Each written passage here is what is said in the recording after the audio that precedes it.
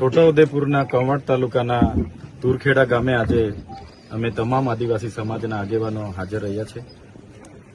જે પરિવારની યુવાન દીકરી જે સગર્ભા હતી, પ્રસૂતિની પીડા થઈ અને અહીં રોડ રસ્તાની સુવિધા ન હોવાને કારણે, આરોગ્યની સુવિધા ન હોવાને કારણે, એમ્બ્યુલન્સની સુવિધા ન હોવાને કારણે ગામના યુવાનો એને ઝોલી કરીને લઈ જતા હતા અને રસ્તે જ્યારે એનું દુઃખદ મૃત્યુ થયું છે ત્યારે એમના પરિવાર પર આવી પડેલા દુઃખમાં એમને પ્રકૃતિ શક્તિ આપે અને એમની આત્માને શાંતિ આપે, એના માટે અમે સૌ અહીંયા એમની મુલાકાતે આવ્યા છે.